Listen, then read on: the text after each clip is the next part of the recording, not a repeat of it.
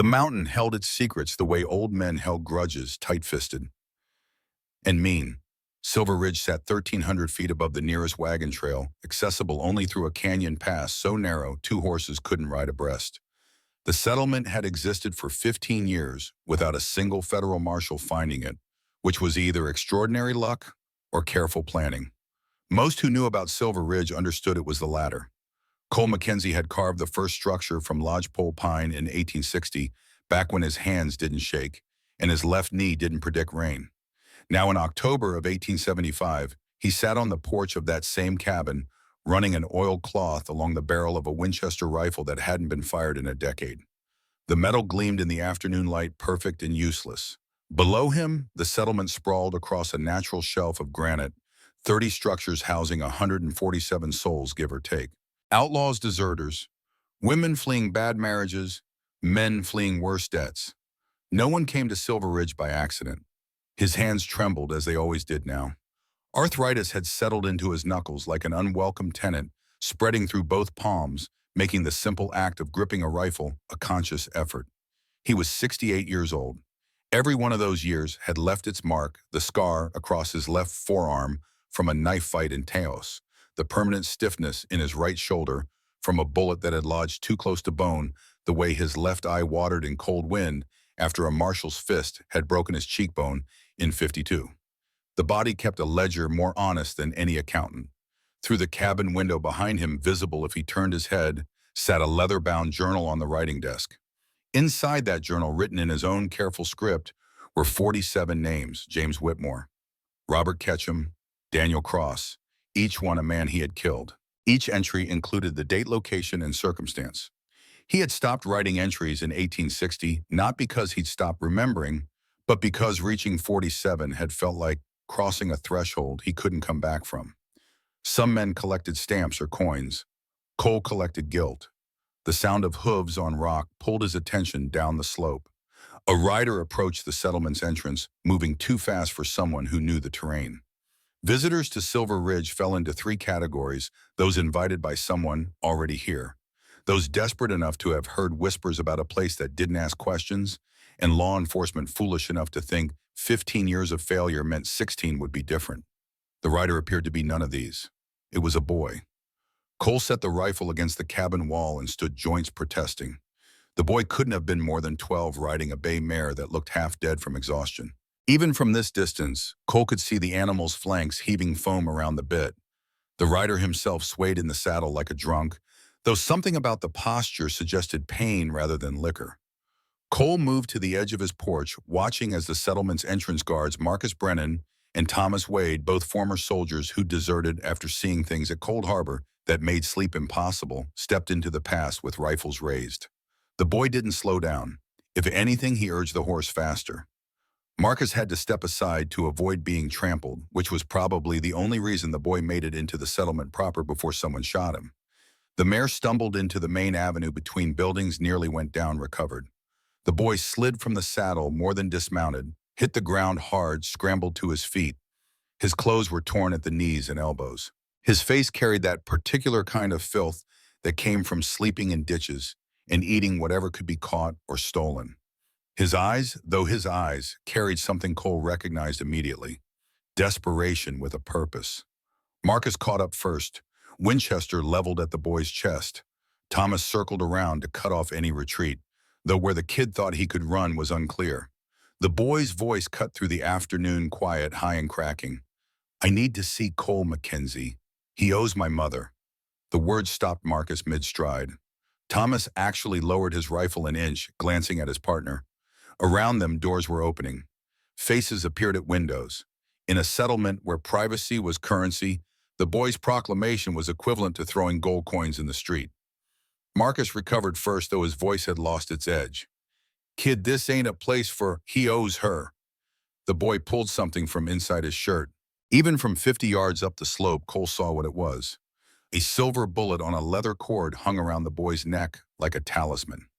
The afternoon sunlight caught the metal, threw back a reflection sharp enough to hurt. Cole's chest went hollow. His left hand found the porch railing without conscious thought, gripped hard enough that the arthritic joints screamed. In his pocket against his thigh, he could feel the matching bullet's weight. 30 years he'd carried it. 30 years since he'd given its twin to a 12-year-old girl who'd saved his life for no reason except mercy existed in her, like water existed in a well, natural and life-giving and impossible to explain. Marcus called up the slope. "Cole, you need to come down, now." The walk down took longer than it should have. His left knee caught on the third step nearly sent him sprawling. He caught himself on the railing, straightened, continued. By the time he reached the main avenue, a crowd had gathered. Rosa Valdez stood outside her boarding house, arms crossed, face unreadable. Preacher John had emerged from his cabin, the one structure in Silver Ridge that resembled a church, though what the preacher had done to warrant fleeing civilization remained his secret. Snake Eyes Carter leaned against the saloon's hitching post, calculating odds on whatever was about to happen. Eliza Stone watched from her establishment's second-story window, the madam's practiced eye taking in every detail. Cole stopped 3 paces from the boy. Up close, the exhaustion was more apparent. The kid had been riding hard for days. His lips were cracked from dehydration. His hands shook, though whether from fear or fatigue was unclear. But the eyes were steady. They met Cole's and didn't waver. "Where did you get that?" Cole kept his voice level, though his heart was doing its level best to break his ribs. "My mother gave it to me. She said if I ever needed help, bring this to the man who gave it to her." Cole Mackenzie, 30 years ago. The boy swayed. Cole reached out on instinct, caught his elbow, steadied him. The kid was burning up with fever. Close enough now, Cole could see the infected cut on the boy's forehead, the bruising around his ribs suggesting he'd been thrown from the horse at least once on his journey here. "Where did you get that?" Cole realized he'd repeated himself. The crowd pressed closer. Marcus still held his rifle, though it pointed at the ground now. Thomas had moved to the boy's horse, was checking the animal with the efficiency of someone who knew horseflesh. The mare wouldn't last another day without rest and feed. The boy's voice dropped to something just above a whisper. "My mother, Grace Crawford, she said you'd remember." The name hit like a fist to the solar plexus. Grace. Not Turner anymore, she'd married then. Taken a husband's name, built a life. Cole had known this was possible, even likely. 30 years was enough time for a person to become someone entirely different. But hearing the name attached to Crawford rather than Turner created a strange disconnection, as if the girl who'd saved him and the woman who'd sent her son here existed in separate worlds. Marcus stepped closer, pitched his voice for Cole's ears only. "Cole, who is this kid?" "A debt come due." The boy swayed, again more pronounced. This time when Cole caught him, the kid's legs buckled completely. Cole lowered him to the dirt, called over his shoulder. "Rosa, get your medical kit." To Thomas, "See to the horse. Water first, feed second. She's dehydrated." To Marcus, "Clear these folks out. Give the boy some zzzz." Marcus started herding the crowd back, though no one wanted to leave. This was the most interesting thing to happen in Silver Ridge in 6 months, which said something about the quality of entertainment available. Rosa arrived with her kit. The woman had learned field medicine during the Mexican-American War, following her revolutionary father through campaigns that had eventually gotten him killed, and her branded a traitor by 2 separate governments. Her hands were gentle as she examined the boy, though her face remained impassive. Fever, dehydration, that cut's infected. Ribs are bruised but not broken. He needs water, food, rest. In that order. Cole nodded. "Take him to my cabin. I'll be up shortly." Rosa's eyebrows rose fractionally. Cole Mackenzie inviting someone into his personal space was unprecedented, but she simply gestured to 2 men standing nearby. They lifted the boy carefully, started up the slope. Cole watched them go, his hand finding the bullet in his pocket. The metal was smooth from 30 years of absent handling, warmed by body heat. Marcus waited until the crowd had mostly dispersed before speaking. "You want to tell me what's happening?" "Not particularly." "Cole, a woman saved my life 30 years back. I gave her a blood oath. The boy's here to collect." Marcus went very still. In the outlaw world, blood oaths weren't metaphors. They were binding contracts enforced not by law, but by something older and meaner: reputation. Break a blood oath, and every outlaw west of the Mississippi would know within a month. A man who broke his word became prey. The code existed because without it, men who lived outside the law had no foundation at all. What does she need? Cole met his friend's eyes. I don't know yet, but I gave my word, so I'm going to find out. He turned and started back up the slope, each step a negotiation between will and body. Behind him, Marcus called out, Council's going to want to hear about this. Cole didn't turn around. Council can wait until I know what I'm dealing with. The climb back up took twice as long as the descent. By the time he reached his cabin, his left knee felt like someone had replaced the joint with broken glass. Rosa had laid the boy on Cole's own bed, stripped him to the waist to examine the bruising. The kid's ribs showed clear definition. He'd been underfed for longer than just this journey. Rosa worked with practiced efficiency, cleaning the head wound, applying salve to the worst of the road rash on his elbows and knees. Cole pulled a chair close to the bed, lowered himself into it with a grunt that came from someplace deep in his spine. Rosa glanced at him but said nothing. She'd known him 15 years long enough to read his moods. The boy stirred as Rosa finished bandaging the head wound. His eyes opened unfocused, then found Cole's face. You came. The relief in those two words carried weight enough to break something in Cole's chest. I'm here. You're safe. Rest. Can't. Have to tell you, Mom, they took her. Cole leaned forward despite the protest from his lower back. Who took her? Men with badges. 3 days ago. Said she killed someone. Said they're gonna hang her. The boy's eyes fluttered, fighting to stay open. Rosa placed a hand on his forehead, checked his pulse. He needs sleep. Fever's dropping, but he's exhausted. Let him rest, Cole. How long was his journey? Rosa studied the boy's feet, blistered, bloodied through his boots. 4 days on horseback at minimum. Maybe 5. In his condition, it's a miracle he made it. Cole sat back. 4 days of hard riding brought the boy from somewhere in Colorado proper, possibly as far south as the New Mexico border. The territory was vast enough that narrowing it down would require the boy conscious and coherent. When he wakes, I need to know where they're holding his mother and who they are. Rosa began packing her kit. You're going after her. It wasn't a question. I gave my word 30 years ago. That doesn't expire. You're 68 years old, Cole. When was the last time you were in a gunfight? 15 years, give or take. And you think you can just walk into wherever they're holding this woman, break her out, and walk away? Cole pulled the silver bullet from his pocket, held it up so the light from the window caught the metal. Think I'm going to try, because if I don't, I'm the kind of man who breaks blood oaths. And I've been a lot of things in my life, Rosa, but I won't be that. She studied him for a long moment, then nodded once. Rosa understood honor. It was why she'd followed her father into battles that had no chance of being won, why she'd kept fighting even after his death. Some things mattered more than survival. I'll look in on him through the night. If the fever breaks, he should be coherent by morning. Thank you. She paused at the door. Cold blood oaths run both directions. If you're honoring yours, what are you asking in return? Nothing. She asked nothing 30 years ago. I'm not about to start keeping score now. Rosa left. Cole remained in the chair, watching the boy sleep. The kid's face had relaxed, smoothed out. He looked younger than 12, maybe 10, maybe even 9. Hard-living aged children from the inside made them seem older until you caught them unguarded like this. Cole wondered what Grace Crawford looked like now. At 12, she'd had her father's eyes brown, tending toward amber in certain light, and her mother's stubborn jaw. She'd been rail-thin, all sharp angles, and fierce determination. The kind of child who made adults uncomfortable because she saw too much and said exactly what she thought. She'd saved his life without hesitation, then asked only that he promise to help her if she ever needed it. At the time, Cole had been 38, bleeding out from 2 gunshot wounds and a marshal's noose tightening around his future. He'd expected her to demand money or guns or information about the gang he ran with. Instead, she'd asked for a promise. Just that. A blood oath given freely, sealed with silver bullets they'd cast together in her father's medical office.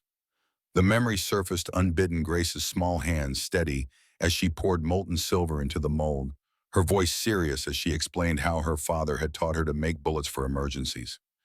2 bullets from the same casting, she'd said. 1 for you, 1 for me.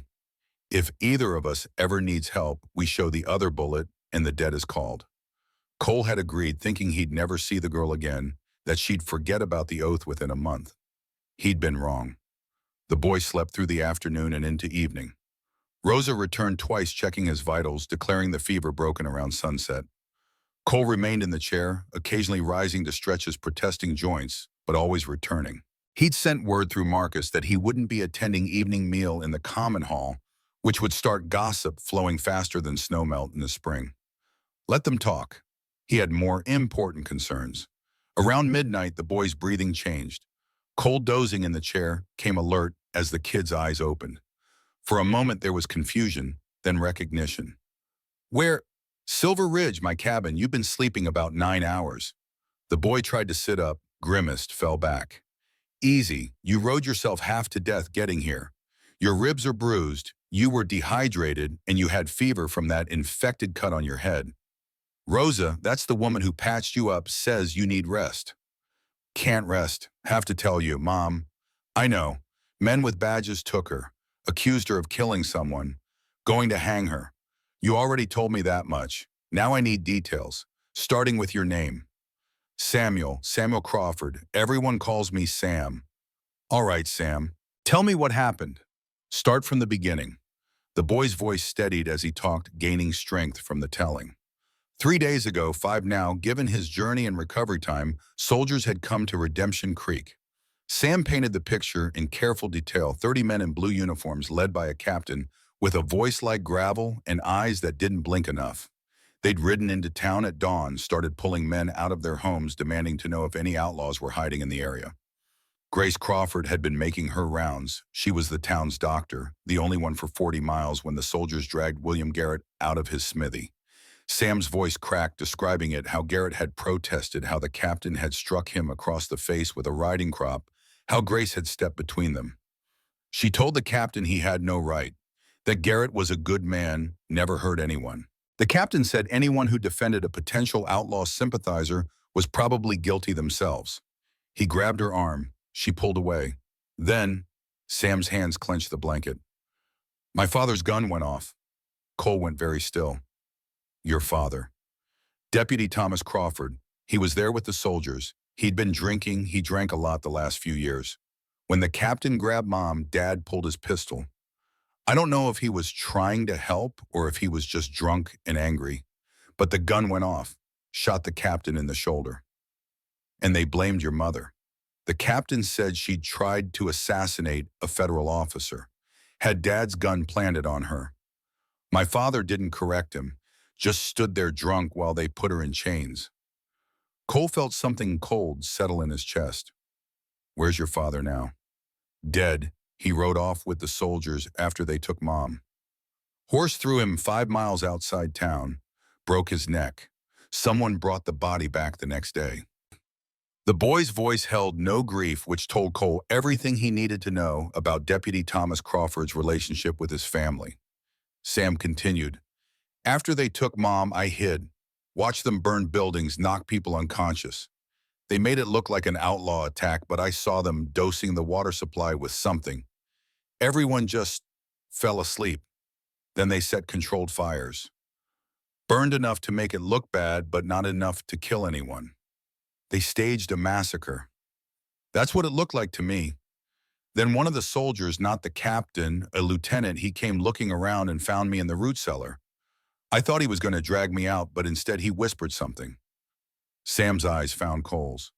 He said, Tell Cole Mackenzie that Colonel Voss is waiting for him at Fort Davidson. Tell him this is about Texas, 1848. The name hit like a physical blow. Colonel Harrison Voss. Cole's hands gripped the chair arms hard enough that wood creaked. Voss. The 7th man, the one who'd gotten away. The one Cole had been hunting for 49 years without success. Where is this Fort Davidson, 4 days north of Redemption Creek, Pennsylvania border near Denver? The lieutenant drew me a map. Sam pulled a crumpled paper from his pocket, handed it over. The map was crude but detailed enough landmarks, distances, a rough sketch of the fort's exterior. At the bottom in cramped writing, he'll come for the woman. Make sure the boy finds him. This was a trap. That much was obvious. Voss had discovered Grace's connection to Cole. How didn't matter right now, and had engineered this entire scenario to draw Cole out of hiding. The burned town, the false charges, even the helpful lieutenant providing a map. All of it designed to put Cole on a road toward Fort Davidson, where Voss would be waiting with soldiers and preparation and 30 years of planning. Cole should have felt angry. Instead, he felt tired. Sam, you need to understand something. This is a trap. Colonel Voss, the man who ordered your mother taken, he's not after her. He's after me. Your mother is bait. I know. The simple certainty in those two words made Cole look up. You knew before you came here. The lieutenant told me. Said Voss had been waiting decades for you to surface. Said using Mom was the only way to draw you out. I came anyway. Why? Sam met his gaze with something that looked like Cole felt bone-deep weariness mixed with stubborn determination. Because she's my mother, and because she told me years ago that if things ever got bad enough, I should find the man who owed her a debt. She said you were a lot of things, but you kept your word. Was she wrong? The question hung in the air between them. Outside, night wind moved through pine trees, creating sounds like whispered conversations. Somewhere down in the settlement, someone was playing a harmonica badly. Normal life continuing while Cole's world narrowed to this moment, this choice. No, she wasn't wrong. Sam's shoulders sagged with a relief so profound it was almost painful to witness. So you'll help? I'll try, but Sam, you need to understand the odds. Fort Davidson has at least 50 soldiers, probably more. I'm one man, an old man whose hands shake and whose knee gives out on stairs. I haven't been in a gunfight in 15 years. The chances of me succeeding are better than the chances if you don't try, which are zero. Cole couldn't argue with that math. He stood joints protesting, moved to the window. Down below, Silver Ridge sat quiet under starlight. 15 years he'd built this place, helped turn it into something more than just a haven for criminals. The people here had lives, now routines, something approaching normalcy. If he left and got himself killed, or worse, captured, and forced to reveal Silver Ridge's location, everything he'd built would collapse. But Grace Crawford had saved his life without asking anything in return except a promise. And Cole Mackenzie, for all his many failings, kept his promises. We leave at first light. You need sleep, real sleep, not fever, but sleep. I need to talk to some people. Will they try to stop you? Probably, but they'll fail. Sam lay back, exhaustion claiming him again. Cole waited until the boy's breathing evened out, then left the cabin, locking the door behind him. The walk down to the settlement proper took longer than it should have. His knee had stiffened during the hours in the chair, and now each step felt like negotiating with his own body about whether movement was really necessary. Marcus was waiting at the base of the slope, leaning against a pine trunk, with the patience of a man who'd learned that patience was the price of survival. He straightened as Cole approached. Council wants to meet. Now. Figured. They're not happy, Cole. Nobody's happy. That's why we're all hiding in a mountain. Marcus snorted, but there was no humor in it. They walked together toward the council hall, a structure built into the side of the mountain itself, half cave and half construction, where Silver Ridge's founding members met to make decisions that affected the settlement. 5 people had founded this place: Cole Marcus, preacher John Dalton, Rosa Valdez, Benjamin Snake Eyes Carter, and Eliza Stone Sharavan. They'd started with nothing but determination and a shared understanding that the law wasn't always just, and sometimes survival meant building something outside its reach. The hall was lit by oil lamps that threw shadows across rough stone walls. The 5 founders sat in a rough circle around a central table. Cole took the empty seat, knowing what was coming. Snake Eyes spoke first. At 71, he was the oldest among them, a card sharp who'd made and lost 3 fortunes before realizing the real game was staying alive long enough to spend what you earned. His voice carried the rasp of a lifetime of cigars and whiskey. Boy says his mother's in trouble. Says you owe her a debt. Says you're planning to leave Silver Ridge to honor that debt. That about right. That's right. You planning to come back? That's the intention. Eliza Stone leaned forward, lamplight catching the silver in her dark hair. She'd run the most successful brothel in 3 territories before a business rival had tried to have her killed. The rival had failed. Eliza had not. She'd arrived at Silver Ridge with 5 women and enough gold to build her establishment from the ground up. Now she ran a legitimate boarding house while still maintaining her network of informants across the West. Cole, we're not questioning your honor. Blood oath is blood oath. But you need to understand what's at stake. You leave here, you put all of us at risk. If you're captured, if you're tortured, if you break I won't break. Everyone breaks eventually. That's not an insult, it's biology. Preacher John spoke, his voice still carrying traces of the pulpit despite decades of disuse. The boy Samuel, he told Marcus that soldiers staged an attack on his town, made it look like outlaws did it. That's concerning on several levels. Rosa added, it suggests whoever ordered Grace Crawford's arrest is building a narrative, creating evidence of an outlaw threat. Marcus nodded, which means they're not just after Cole specifically, they're after justification for expanded military operations. Funding. Power. If Cole walks into their trap, he proves their point, gives them exactly what they want. Cole had already worked through this logic himself. He addressed the council as a whole. Colonel Harrison Voss is the man behind this. That name mean anything to any of you? Heads shook around the table. Snake Eyes pulled a small notebook from his vest pocket. The man kept records on every significant lawman, soldier, and politician in the West and flipped through pages. Voss Harrison, Colonel, U.S. Cavalry, currently stationed at Fort Davidson, Colorado, Pennsylvania border region, age 55. Graduated West Point, served in Mexican-American War, distinguished record. Fast track for promotion to general, known for anti-outlaw operations. Has been pushing Congress for increased funding to combat what he calls the outlaw epidemic threatening westward expansion. Snake Eyes looked up. He's ambitious, smart, connected, and apparently willing to stage false flag operations to get what he wants. Bad combination. He's also the seventh man. The room went silent. Only Marcus knew what Cole meant by that phrase. The others waited for explanation. Cole's voice came out flat, stripped of emotion through sheer effort. 1848, Missouri.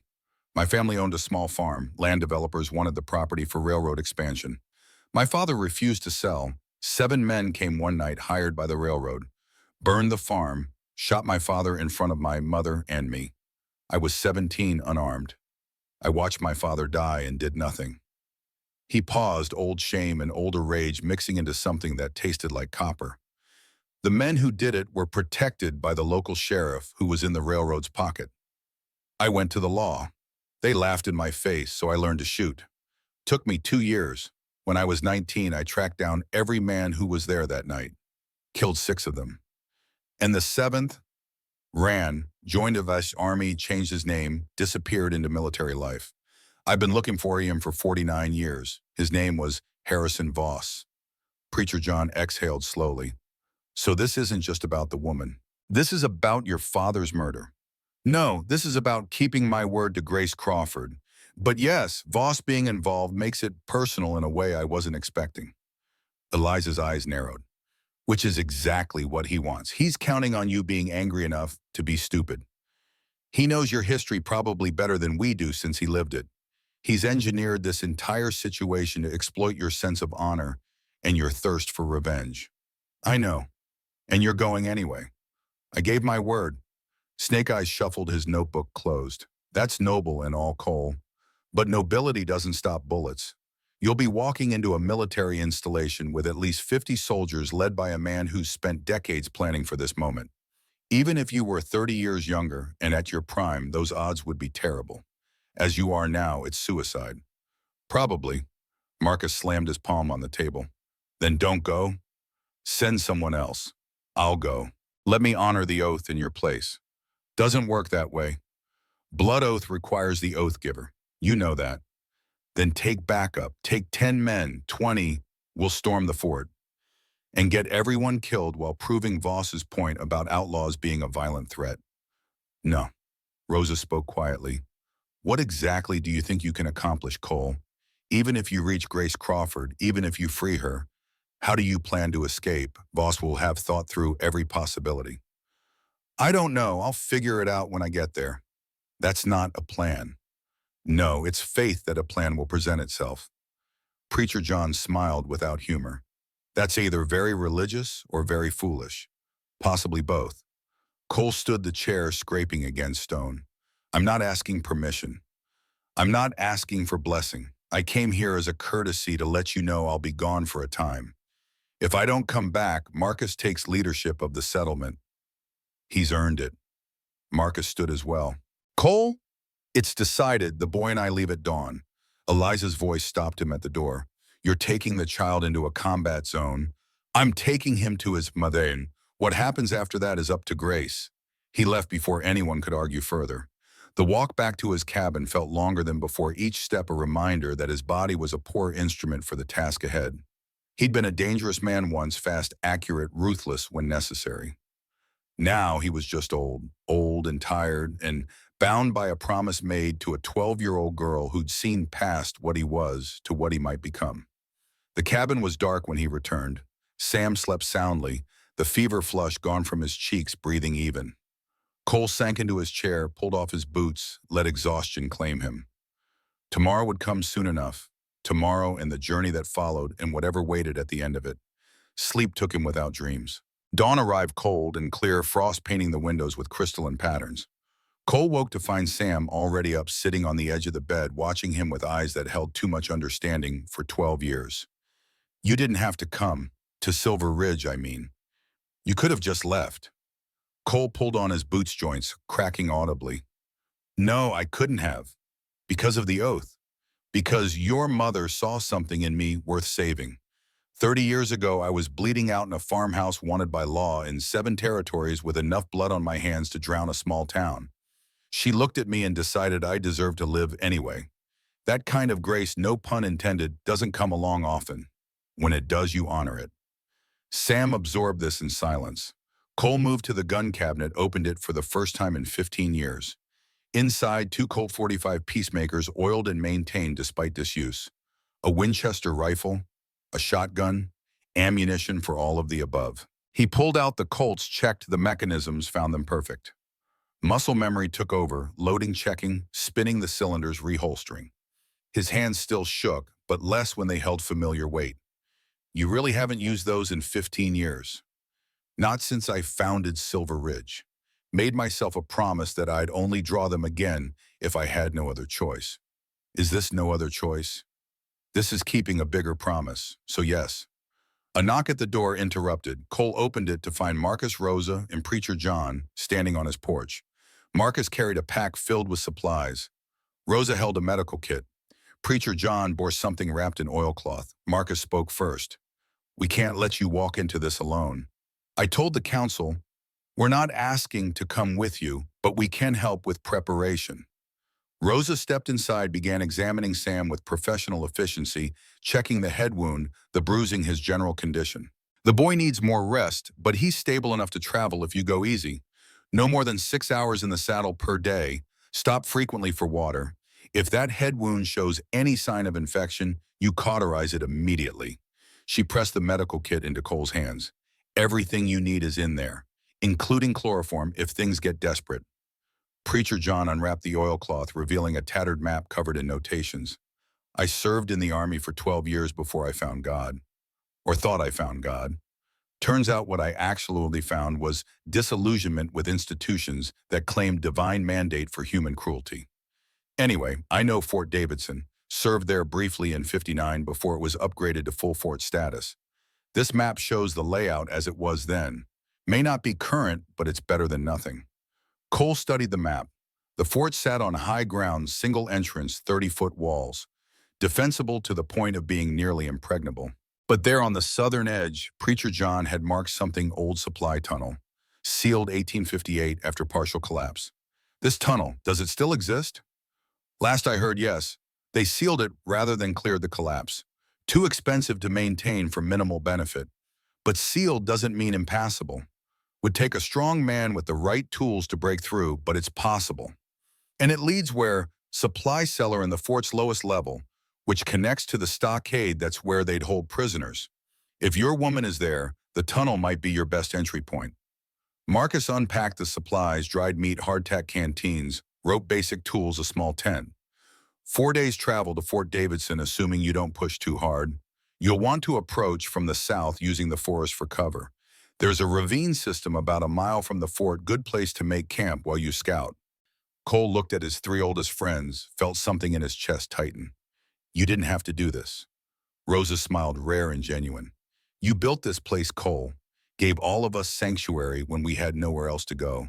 Of course we had to do this. Preacher John added, besides, blood oaths matter. If we didn't help you honor yours, what would that say about us? They left him to finish preparations. Sam helped pack, moving stiffly but steadily. The boy had resilience that came from hard living, the kind of strength that developed when life didn't give you the option of being weak. Cole strapped on his gun belt. For the first time in 15 years, felt the weight settle into familiar places on his hips. The leather had stiffened slightly, despite maintenance would need breaking in again. Probably chafe for the first day or two. Small price. By the time they emerged from the cabin, the sun had cleared the eastern peaks, throwing long shadows across Silver Ridge. A small crowd had gathered in the main avenue. Not everyone, many had already started their daily routines, but enough that Cole understood this was a moment that mattered. Marcus stood at the front holding the reins of two horses, Cole's buckskin gelding, 16 years old and steady as stone, and a chestnut mare for Sam Younger, calmer than the half-dead bay he'd arrived on. Marcus handed over the reins. We'll take care of your cabin while you're gone. Eliza's already organizing a rotation. Thank you. Don't thank me. Just come back. Cole mounted with more difficulty than he liked, left knee screaming protest. Once settled in the saddle, though the position felt natural. Some things the body remembered regardless of time past. Sam mounted with the easy grace of someone who'd grown up around horse despite his injuries. They rode down through the settlement, past faces Cole had known for years. Rosa watched from her boarding house steps. Preacher John stood outside his church cabin, lips moving in what might have been prayer. Snake Eyes leaned against the saloon, tipping his hat. Eliza watched from her establishment's window, face unreadable. The ride through the canyon pass took 30 minutes of careful navigation. The path was narrow enough that they rode single-file hooves clattering on stone. Sam rode ahead, Cole following, watching the boys back and thinking about Grace at 12.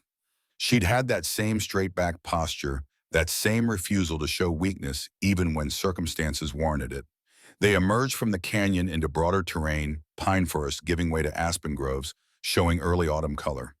The trail down the mountain was well-worn but largely unused. Most people came to Silver Ridge and stayed. Those who left rarely came back. The first day passed in near silence. Sam seemed content not to talk, and Cole had never been much for conversation. They stopped twice for water, once for a brief meal of dried meat and hardtack. The riding came back to Cole like an old song, half remembered the rhythm of it, the way his body adjusted to the horse's gait, the constant awareness of surroundings that came from decades of living outside the law. By late afternoon, Sam's posture had started to deteriorate. The boy was fading, trying to hide it, failing. Cole called a halt near a stream, began setting up camp. Sam helped where he could, but his movements had slowed. Rosa had been right about needing rest. The fever might be gone, but recovery from that level of exhaustion took time. They made a small fire once darkness fell, careful to keep it low and shielded. This far from Fort Davidson, they were likely safe, but habits formed over decades died hard. Sam ate mechanically, staring into flames. Cole let the silence stretch, knowing the boy would speak when ready. Finally, Mr. Mackenzie. Cole is fine. Cole, my mother. When she saved you, was she scared? The question caught Cole off guard. He'd expected queries about the journey ahead, about what they'd do when they reached the fort, about chances of success. Instead, Sam wanted to know about his mother's emotional state 30 years ago.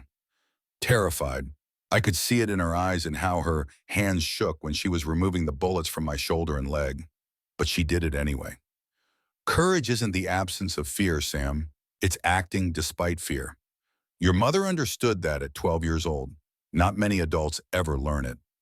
She talks about you sometimes, not a lot. But when I was younger, I'd ask her about the bullet she kept in her jewelry box. She'd get this look, not sad exactly, but far away. She'd say she once helped someone who needed it, and that helping people when they need it is the most important thing a person can do. She became a doctor. Yeah, or as close as you can get without formal schooling. She learned from her father, then from books, then from practice. Everyone in Redemption Creek comes to her when they're hurt or sick. She's delivered every baby born in the last 10 years, set every broken bone, treated every fever. The pride in Sam's voice was palpable. Cole poked at the fire with a stick, sending sparks upward. Your father, Thomas Crawford. What was he like? Sam's face closed off. I don't want to talk about him. Fair enough. They sat in silence until the fire burned low. Cole showed Sam how to bank it properly enough to keep predators away, not enough to draw attention. They bedded down in the small tent, Sam falling asleep almost instantly. Cole lay awake longer, staring at canvas overhead, thinking about the journey ahead. Fort Davidson was 4 days away, maybe 3 if they pushed harder than Sam's condition warranted. Voss would be waiting, prepared likely, with a plan that accounted for every possible approach. The tunnel Preacher John had marked on the map might still exist, might be accessible, might provide a way into the fort. Might. Too many variables, too little solid intelligence.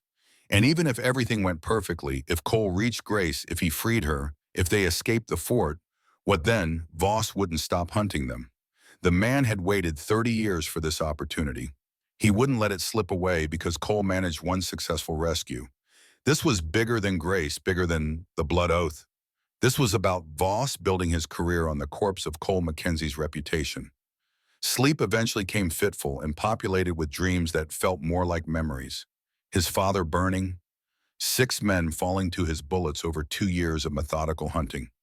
Grace at 12, fierce and determined, saving his life without hesitation. The founding of Silver Ridge, 15 years of something approaching peace. And now this, one more mission, probably the last. Morning came too early and too bright. They broke camp efficiently, Sam moving better after a full night's sleep. The ride continued through pine forest, following game trails and old logging roads.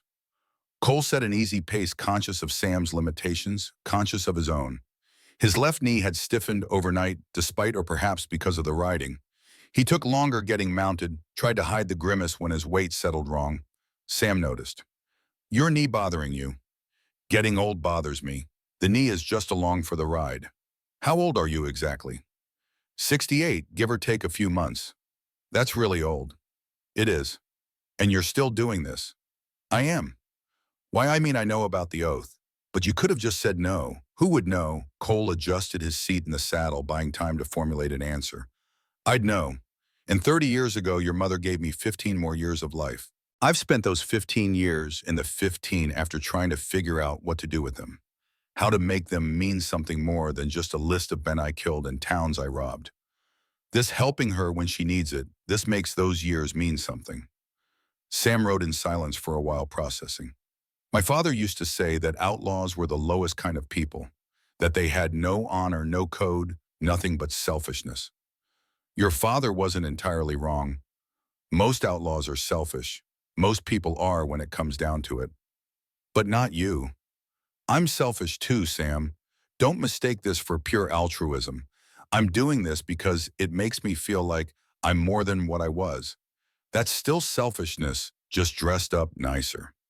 The second day passed much like the first long hours of riding, punctuated by brief stops, minimal conversation, gradual accumulation of soreness in places Cole had forgotten could hurt. They made camp beside another stream, this one moving faster, the sound of running water providing white noise against the evening quiet.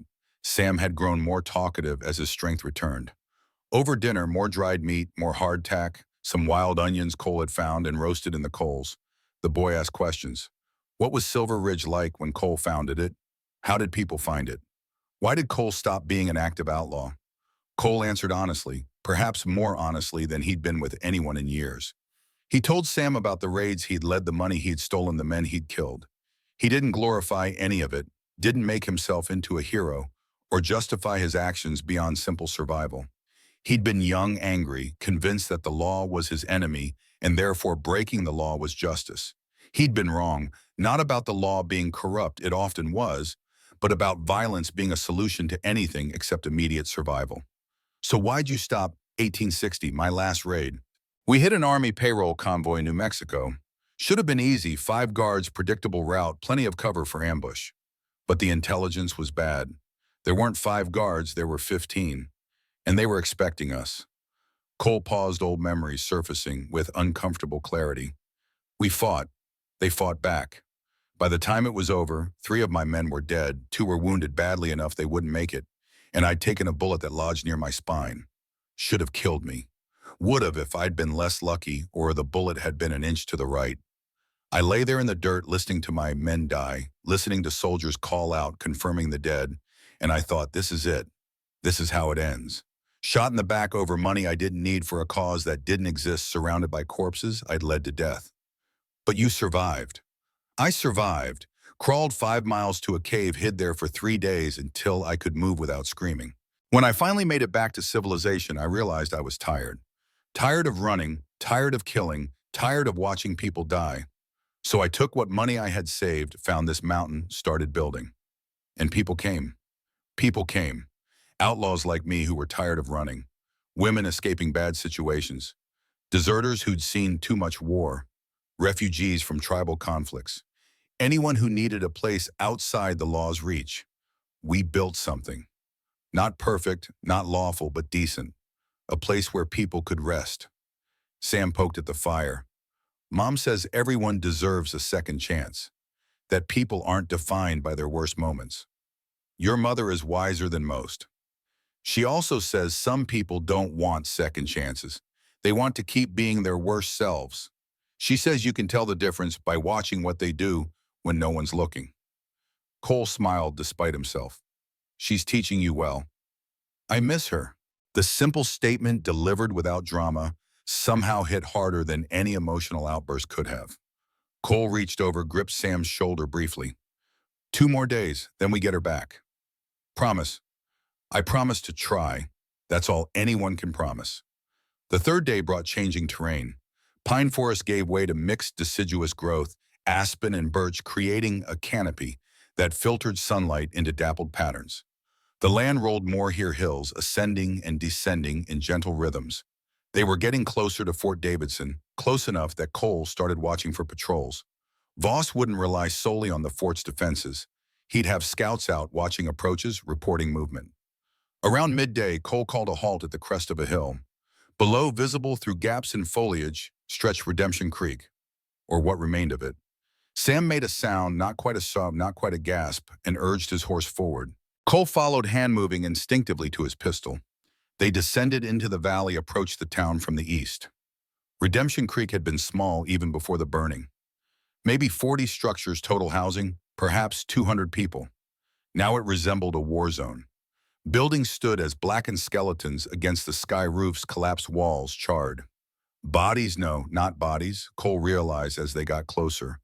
People sleeping lay scattered in the streets, unmoving but breathing.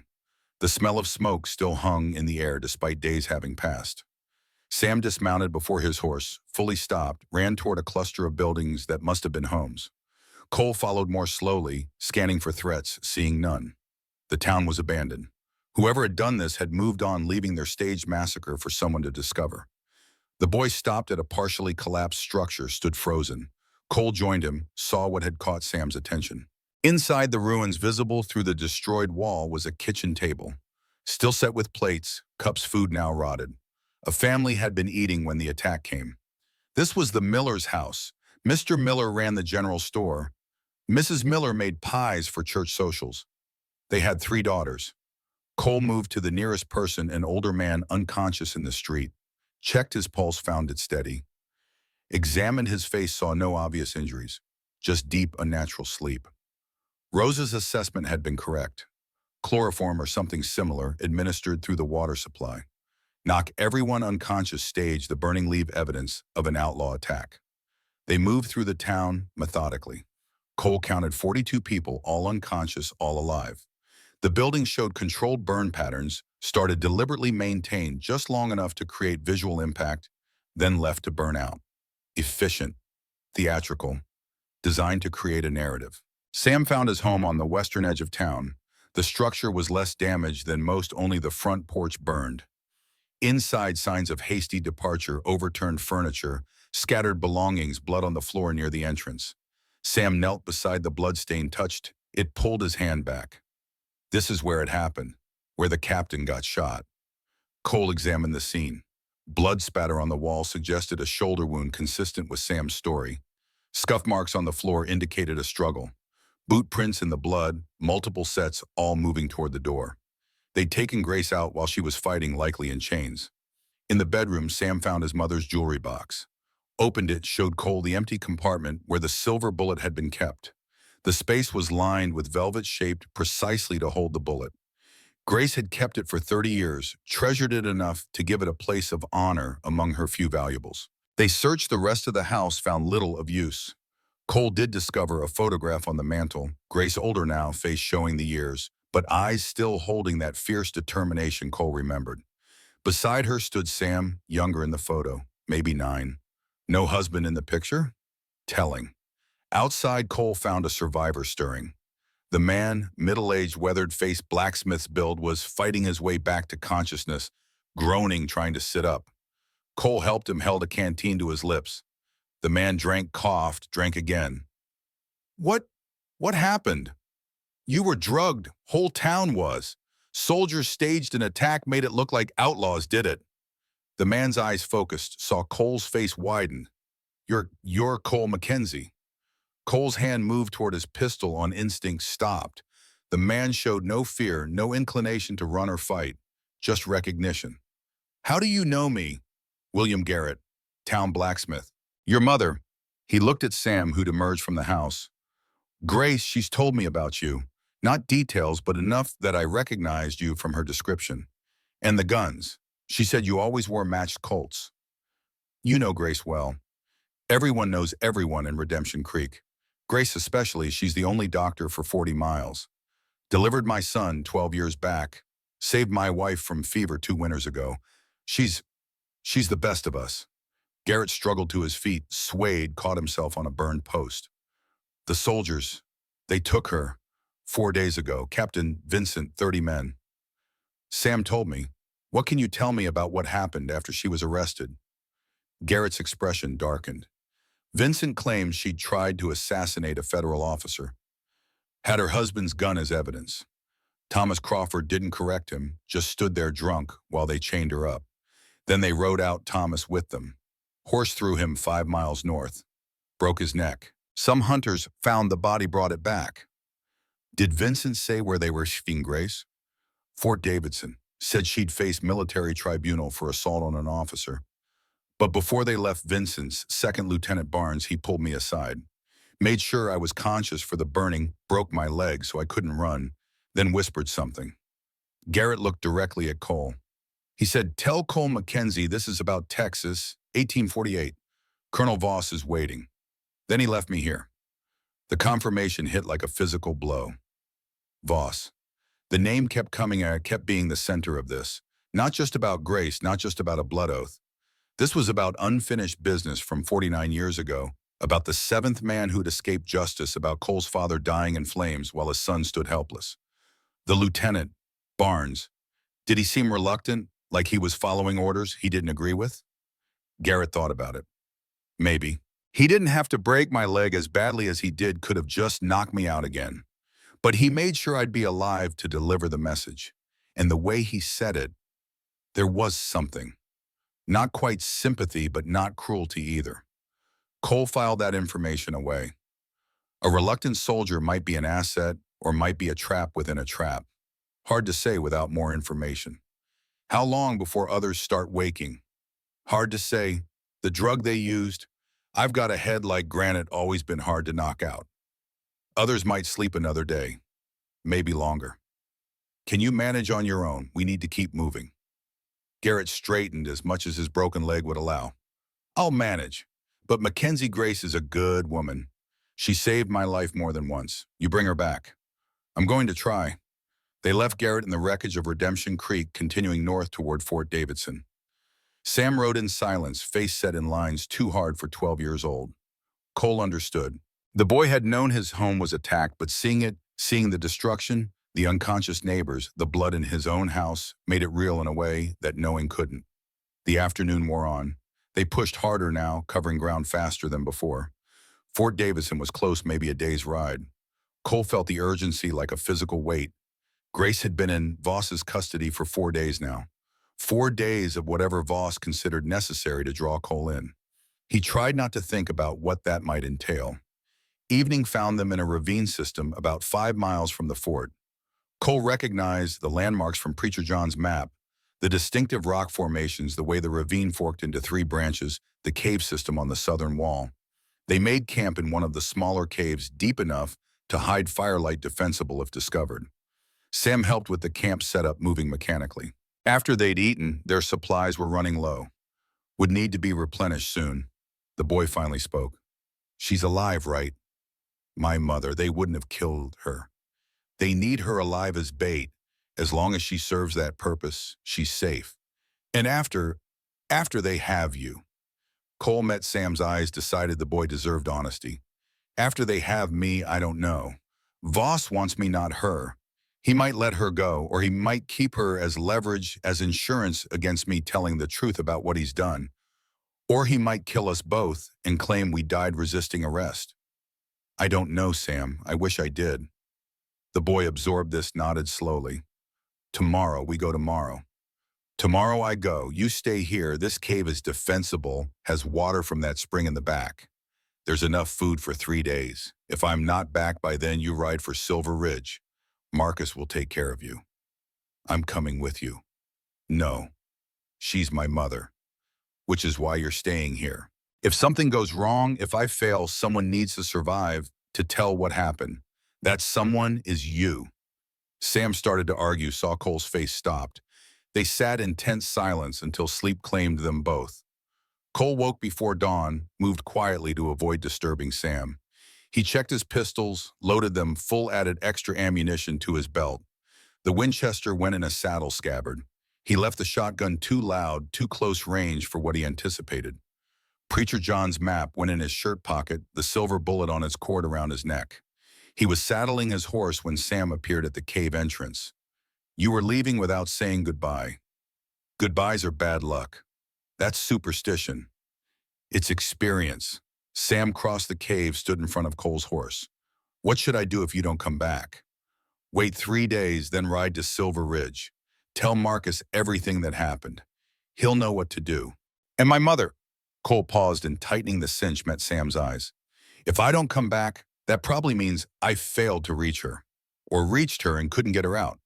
Or got her out but didn't survive the attempt. Any of those scenarios, Voss likely keeps her alive as evidence. She'll face trial, probably be convicted on manufactured evidence, might face imprisonment or hanging. Marcus can organize a rescue, might have better luck than I did. The brutal honesty made Sam flinch, but the boy didn't look away. You really think you're going to die? I think it's likely. I'm 68, Sam. I haven't been in combat in 15 years. I'm walking into a military installation against prepared defenses and a commander who's spent decades planning this. The odds aren't good. Then why go, oh, because I gave my word, and because your mother saw something in me worth saving. I'd like to believe she was right. Cole finished with the horse mounted with difficulty. Sam stepped back, watching. Mr. Mackenzie Cole, thank you for trying. Thank your mother. She's the one who made this possible 30 years ago. He rode out of the ravine as dawn broke, following Preacher John's map toward Fort Davidson. The approach took him through pine forests, staying to game trails, avoiding open ground. Around mid-morning, he found a vantage point on a hill overlooking the valley where the fort stood. Fort Davidson sat on elevated ground exactly as the map had indicated. Walls 30 feet high, constructed from local timber, reinforced with stone. Guard towers every 50 feet manned. Single gate on the north side, heavily defended. The American flag flew from a central pole, snapping in morning wind. Smoke rose from multiple chimneys. The fort was active, alert, ready. Cole studied it through an old telescope he'd brought, counting defenders visible on the walls. 26, which meant at least twice that number inside, probably more. 50 soldiers minimum, possibly all trained, all armed, all following orders from a commander who'd prepared for this.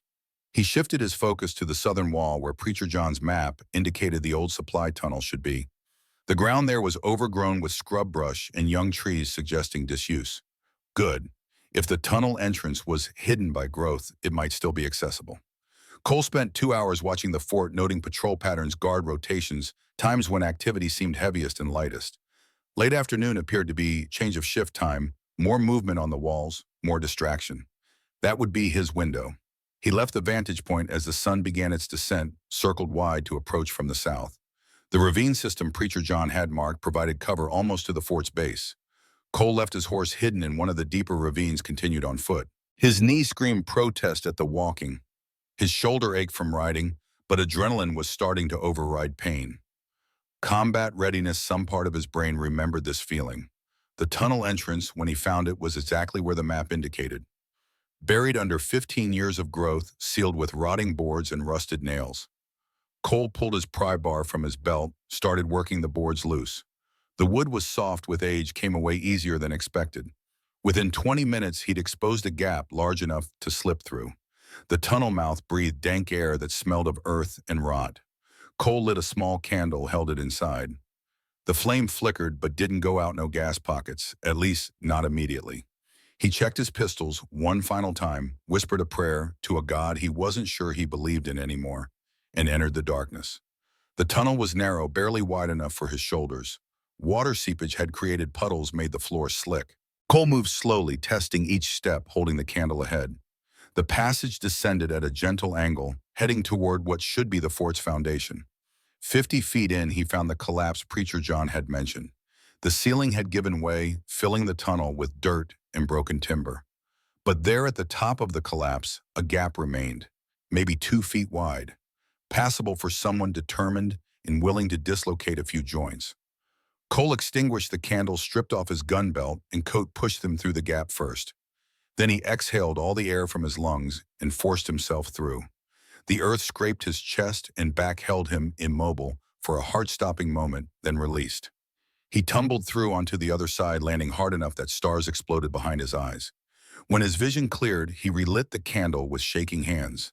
His shirt was torn, his chest and back raw from scraping. His right shoulder, the one that had been damaged in '52, felt like someone had driven nails through the joint.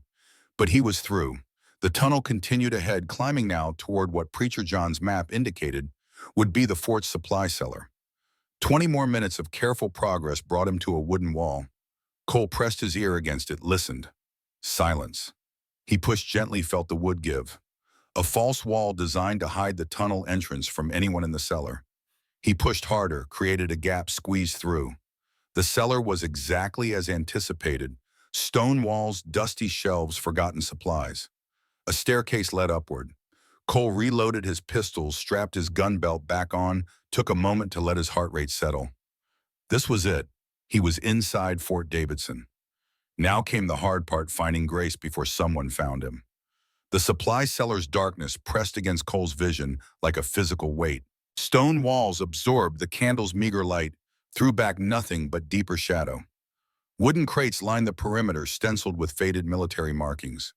Above, through ceiling boards, came the muffled sounds of a fort at evening, routine boots on wood, voices, calling orders, the clang of metal that might have been mess kits or weapons. Cole moved to the staircase, tested the first step with his weight. The wood held without creaking. He ascended slowly, pistol drawn, each footfall placed with the precision of someone who'd spent decades avoiding detection. At the top, a door. No lock on this side, why would there be? No one expected intruders to come from below. He pressed his ear to the wood grain, counted heartbeats, heard nothing immediate. The door opened onto a corridor dimly lit by oil lamps. Empty. Cole slipped through, closed the door behind him, oriented himself using Preacher John's map burned into memory. The stockade would be this level southern section. If Grace was held anywhere, it would be there. The corridor stretched 40 feet before branching. Cole moved along the right wall, staying in the space between lamp pools where shadow ran deepest. His knee protested each step, but he ignored it, ignored the rawness across his chest and back from the tunnel, ignored the way his hands wanted to shake. Focus narrowed to immediate necessities. Movement, silence, survival. Voices approached from ahead. Cole pressed into a recessed doorway, became part of the architecture.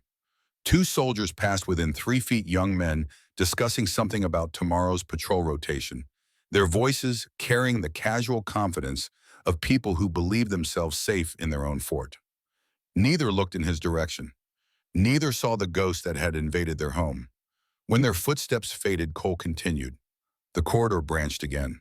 He took the left fork, descended 3 steps, found himself in a section that matched what Preacher John had described as the stockade access. Cells would be through the reinforced door ahead, guarded. Through the door's small window, Cole counted 2 guards, both armed with rifles, both alert, the kind of men who'd survived long enough to recognize threats. Getting past them without violence would be impossible. Violence would raise alarm. He needed a different approach. The supply cellar had contained, among other forgotten items, several bottles of what appeared to be cleaning solvent. Cole retraced his steps, descended to the cellar, retrieved a bottle. The liquid inside smelled sharp enough to strip paint. Back at the stockade door, he soaked a rag in the solvent, held it against the door's base where a gap existed between wood and stone. The fumes would drift through, acrid and overwhelming. Within minutes, one guard began coughing. Cole heard it through the door, wet hacking sounds. The second guard's voice, "You all right?" More coughing. "I need air. Something's wrong with the lamps." The door opened. One guard stumbled out, face red, still coughing. Cole stepped from shadow, drove his pistol barrel into the man's temple with precisely calibrated force. The guard dropped without sound. The second guard, hearing something, started to investigate. Cole caught him as he emerged, repeated the maneuver. Two unconscious bodies now lay in the corridor. Cole dragged them both into a side room, appeared to be storage, and bound them with rope from his pack, gagged them with torn strips from their own uniforms. They'd wake, eventually raise alarm, but by then Cole would either have succeeded or failed. No middle ground existed. The stockade beyond held 6 cells. 5 stood empty. The 6th, at the corridor's far end, held Grace Crawford. She sat on a wooden bench, back straight, hands folded in her lap. Her dress was torn at the shoulder and hem. Bruising darkened her left cheek. Her hair, longer than in the photograph Sam had shown him, streaked with gray, fell loose around her face. But her eyes, when they lifted to see who approached, held the same fierce determination Cole remembered from 30 years ago. Recognition took a moment. Then her expression shifted through surprise, understanding something that might have been horror. "You came." Her voice was hoarse, probably from thirst or shouting or both. "I gave my word." Cole knelt before the cell door, examined the lock. Heavy iron, military grade. Not something he could pick with available tools. The keys would be on one of the unconscious guards. He started to turn back when Grace spoke again. "This is a trap. You know that." "I know." "Then why are you here?" Cole met her eyes through the bars. "Because you saved my life when you had every reason to let me die. Because you asked nothing in return except a promise. Because Sam rode 4 days half dead to find me. Because keeping my word matters more than staying alive." Grace's composure cracked fractionally. Her hands, which had been folded so calmly, gripped the bench edge. "Sam, he made it to you. He's alive. He's alive. Recovering. I left him in a cave system 5 miles south. If I don't return in 3 days, he'll ride for Silver Ridge." "Silver Ridge? I've heard stories. Your sanctuary." "Stories are usually wrong, but yes, I built it 15 years ago. Safe haven for people who needed to disappear."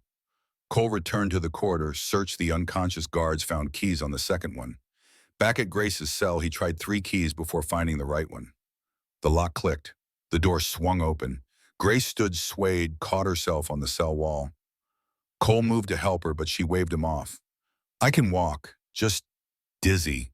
They haven't fed me much." She stepped out of the cell, looked at Cole in full light for the first time. Her gaze traveled from his face to his worn clothes to the matched Colts on his hips, then back to his face. "You look old." "I am old. The girl who saved you was 12. The woman standing here is 42. We're both different people now. The core stays the same. I can see it in your eyes." Grace almost smiled. "Always the poet outlaw. That's what they used to say about you. Cole Mackenzie shoots straight and talks prettier than he should. They said a lot of things about me. Most of them wrong, some of them true, all of them insufficient." A sound from above boots, running multiple sets, voices, shouting. The alarm had been raised. Cole's time had run out faster than anticipated. Grace heard it too. "They know you're here. They've known since I entered the tunnel. Probably before. This whole thing, the easy entry, the convenient guards, the isolated cell, it's been staged. Then we're already caught." "Not yet, but soon." Cole pulled his second pistol, offered it to Grace. She took it without hesitation, checked the chamber with the practiced efficiency of someone who knew firearms. The motion surprised him. "My husband was a deputy, taught me to shoot before he became what he became, before everything went wrong." The corridor filled with sound soldiers approaching from both directions, trapping them in the stockade section. Cole positioned himself at the junction where the corridor opened to the staircase, Grace behind him, both armed. Not ideal, not even close to ideal, but better than surrender. Soldiers poured down the staircase, rifles raised. Behind them, moving with the measured confidence of someone who'd orchestrated everything, came Colonel Harrison Voss. He looked different than Cole remembered.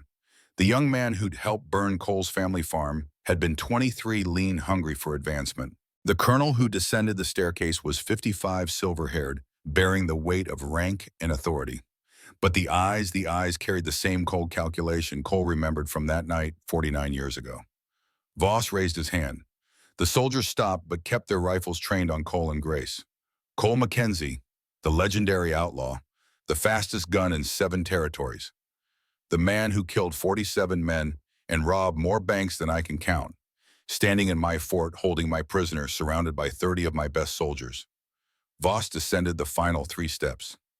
Tell me, Cole, was it worth it, 30 years of hiding, 15 years of peace in your mountain sanctuary, all thrown away for one woman you barely knew? Cole kept his pistol steady, aimed at Voss's center mass. She saved my life. I keep my promises. Even when keeping them means dying. Especially then.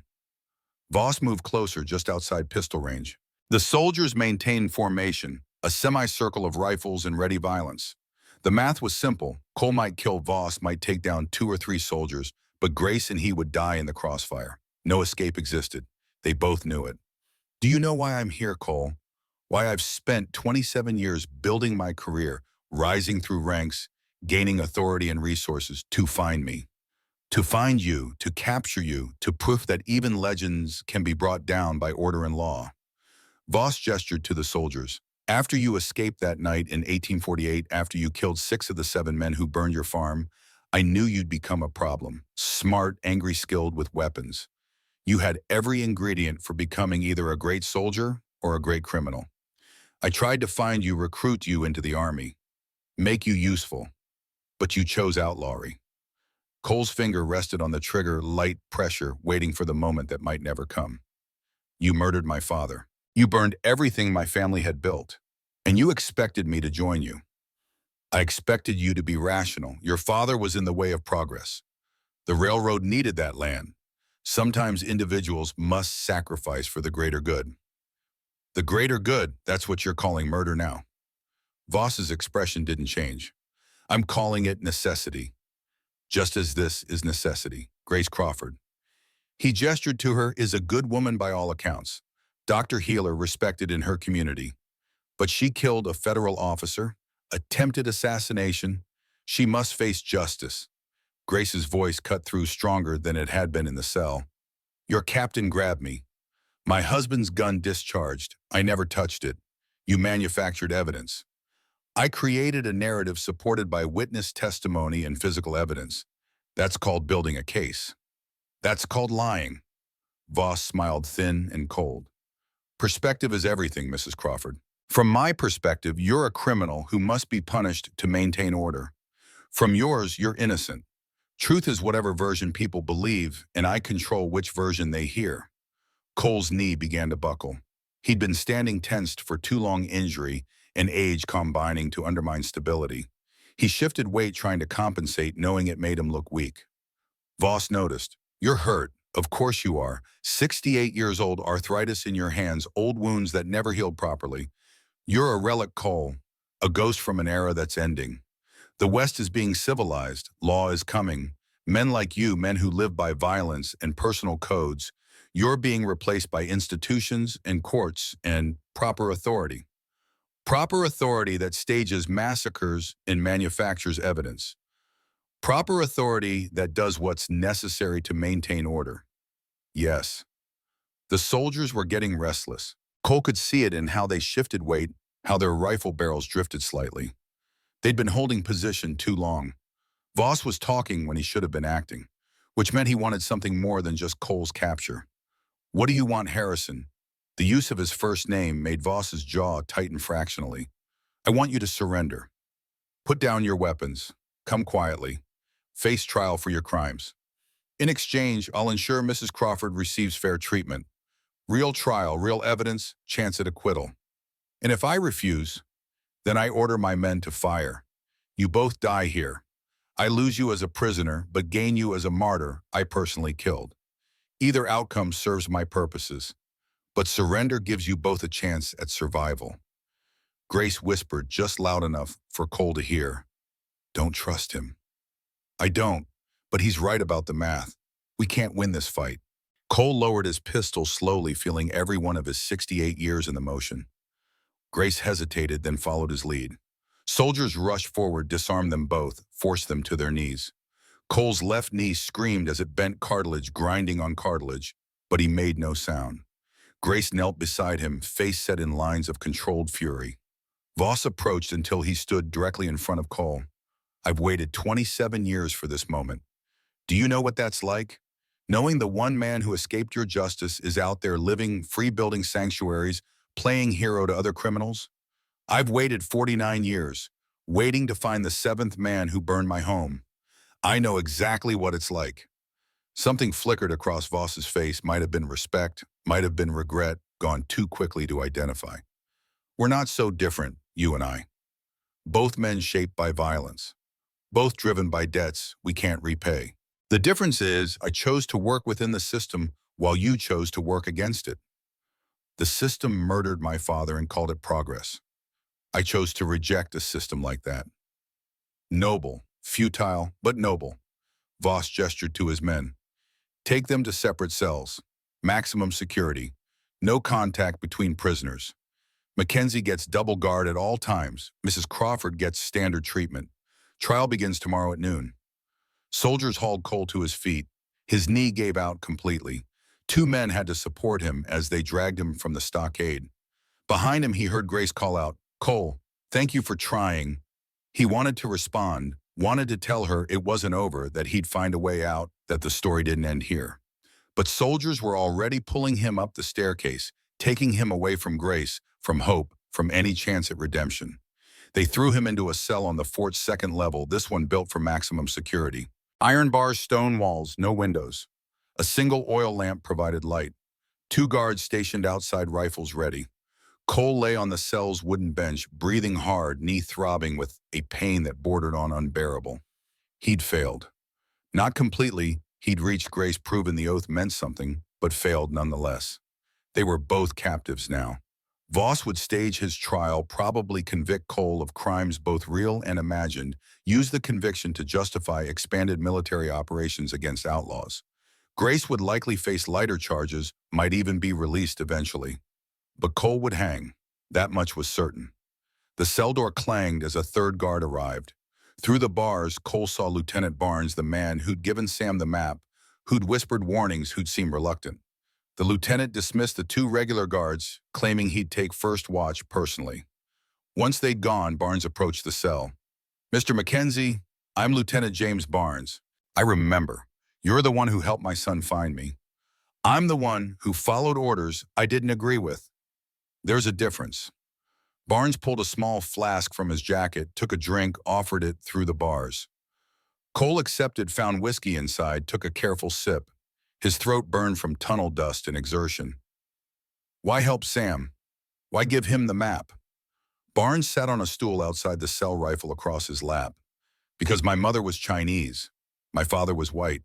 I grew up between worlds, never quite belonging to either. The Army took me because my test scores were high enough they couldn't refuse me. But I've never been fully accepted. I'm Lieutenant Barnes to my face and that half-breed officer behind my back." He paused, took another drink. 6 months ago, Colonel Voss started planning this operation. He researched you extensively, your history, your crimes, your sanctuary.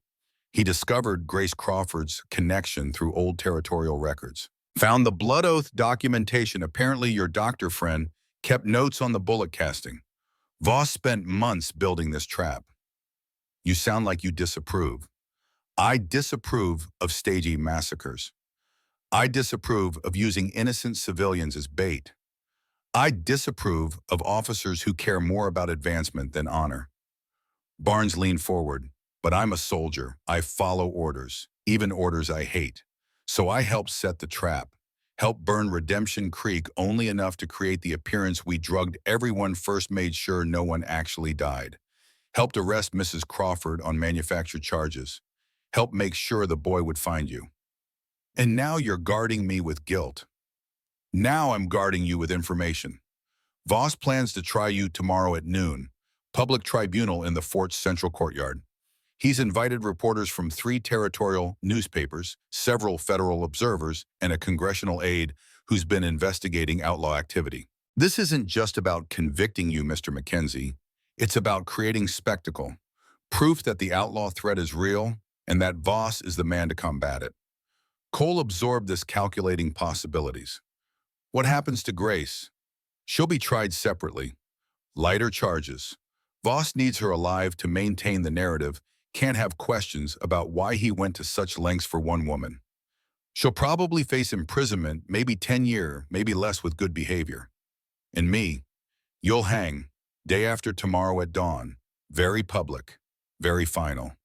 The matter-of-fact delivery made it somehow worse than threats or gloating would have been. Barnes was simply stating facts, delivering information without judgment. Why are you telling me this? Barnes stood, paced the narrow space outside the cell. Because I need you to understand what's happening tomorrow. Voss will offer you a deal during the trial. In exchange for revealing Silver Ridge's location and the identities of everyone living there, he'll commute your sentence to life imprisonment. Mrs. Crawford will be released immediately. You'll live. She'll go free. All you have to do is betray everyone who's trusted you for 15 years. Cole's hands gripped the bench edge. And if I refuse, then you hang, she serves 10 years, and Voss eventually finds Silver Ridge anyway through other means. He's been gathering intelligence, using informants, narrowing down the location. Give it 2 years, maybe 3. He'll find it. Everyone there will be arrested or killed. You're telling me I have no good options. I'm telling you that Voss has planned for everything. He spent 27 years waiting for this moment. He's not going to let you slip away through some clever escape or last-minute heroics. This is endgame, Mr. Mackenzie. How you handle it determines not just your fate, but the fate of dozens of people who depend on you. Barnes moved toward the door, paused. For what it's worth, I respect what you tried to do. Coming here for Mrs. Crawford. Honoring your oath despite knowing it was a trap. That's more honor than most men show. But not enough to help me escape. I'm a soldier. I follow orders, even when I hate them. Barnes left. The 2 regular guards returned, took up positions outside the cell. Cole lay back on the bench, stared at the ceiling, thought about choices and consequences. Tomorrow he'd face trial. Voss would offer the deal Barnes described. Cole would refuse, had to refuse, couldn't betray Silver Ridge even to save Grace. Voss had anticipated this, counted on Cole's stubborn honor being his downfall. 2 days from now, Cole Mackenzie would hang. The legendary outlaw would die, and Voss would use that death to build his career into something untouchable. Grace would serve her sentence. Sam would eventually find his way to Silver Ridge, grow up among outlaws and refugees, carry his mother's strength into whatever future awaited. Marcus would lead the settlement well better than Cole had, probably. Life would continue, and Cole's story would end not with glory or redemption, but with a rope and a spectacle turned into propaganda for the very forces he'd spent a lifetime opposing. He thought about his father burning, about Grace at 12 saving his life without hesitation, about 47 names in a journal, about 15 years of something approaching peace, about Sam riding 4 days half dead to deliver a silver bullet in a plea. The core stays the same, Grace had said. The girl who saved him and the woman in the cell were the same person beneath the years. Was Cole the same person beneath his years? The angry 19-year-old who'd learned to kill the outlaw, who'd built a legend through violence. The tired 68-year-old who'd tried one last time to do something right. Maybe. Maybe not. Maybe people were always becoming never fixed, always one choice away from being someone different. Tomorrow would determine which version of Cole Mackenzie died on that gallows, the outlaw who betrayed his people to save one woman, or the man who kept his word, even when keeping it cost everything. He closed his eyes, let exhaustion claim him, slept without dreams. Dawn arrived with the kind of clarity that made the world seem too sharp edges, too defined. Cole woke to the sound of boots marching in formation, the fort coming alive with military precision. His knee had stiffened overnight into something approximating petrified wood. Moving from the bench required negotiation between will and flesh. Each motion an argument his body lost. The guards brought water, nothing else. One was the young Private Cole had seen yesterday, face carefully neutral.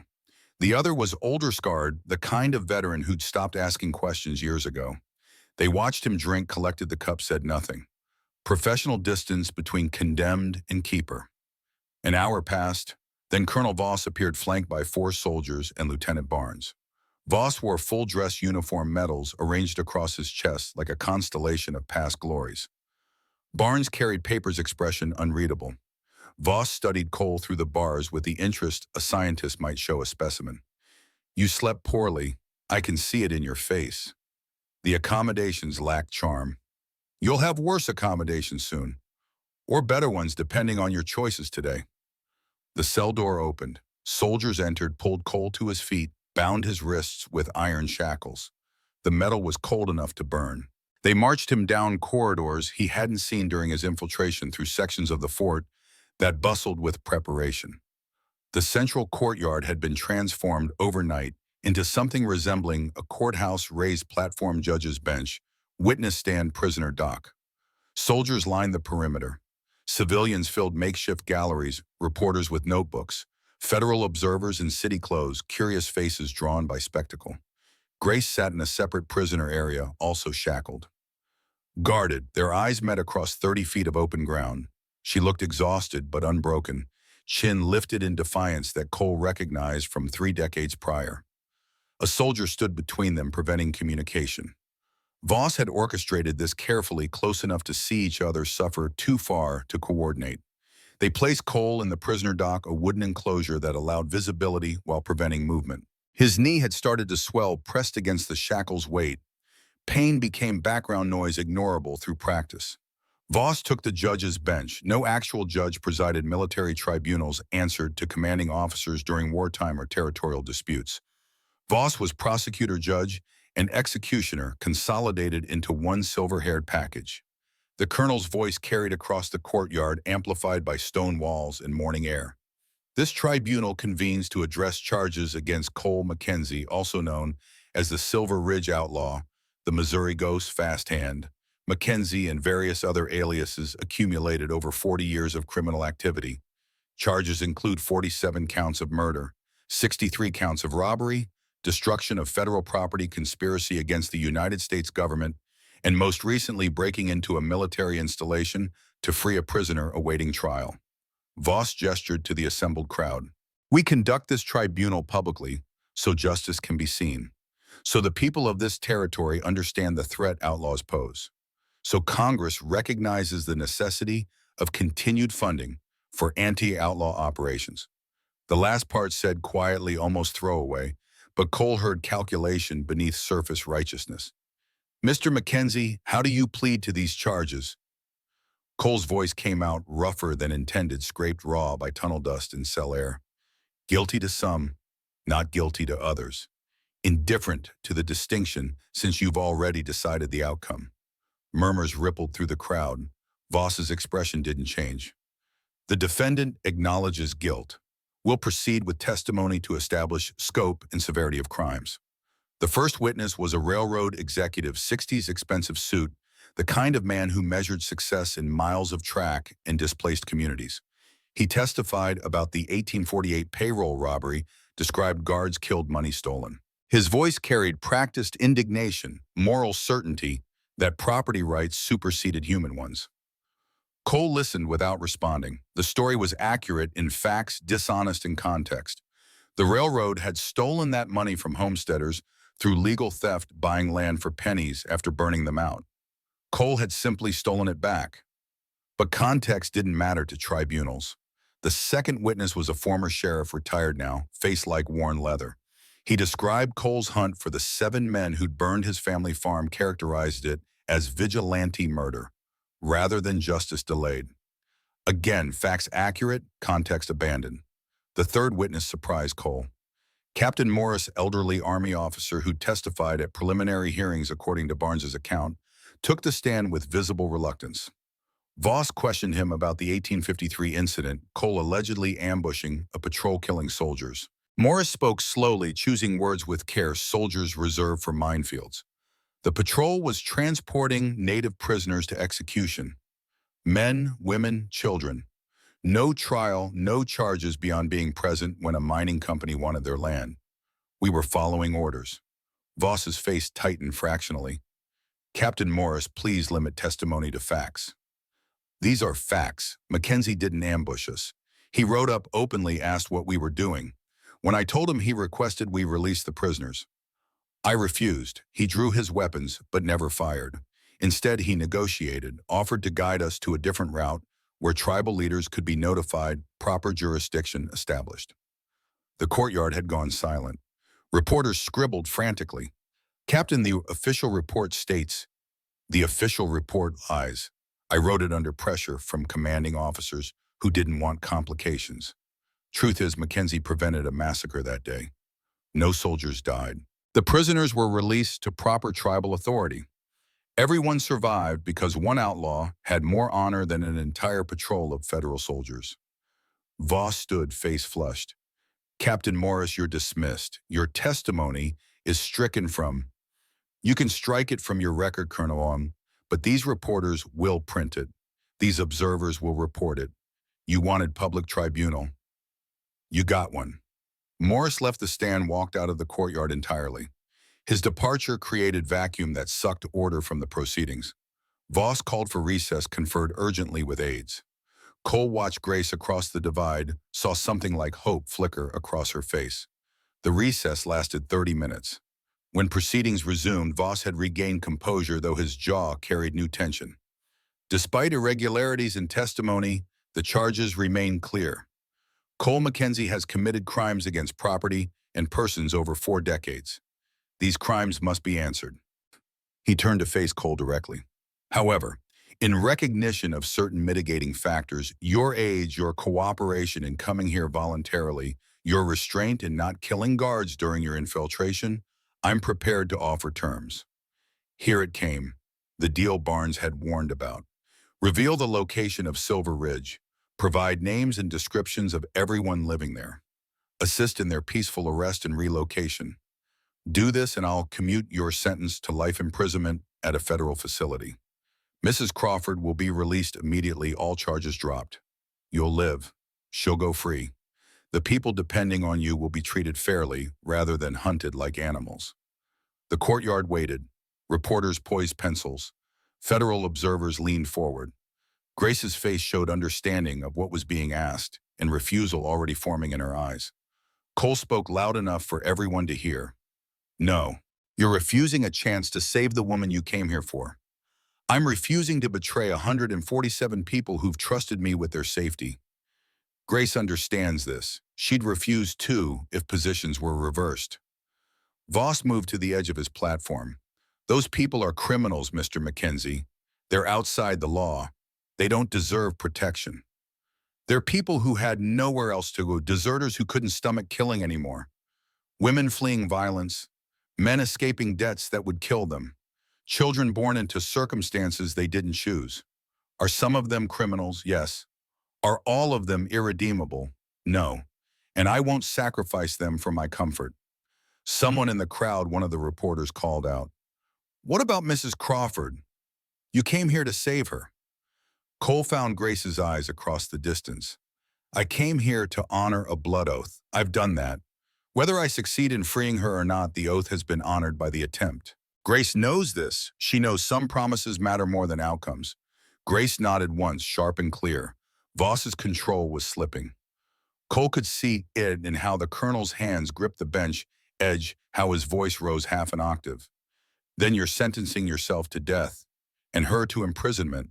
For pride. For honor. There's a difference. A voice from the courtyard entrance stopped all proceedings.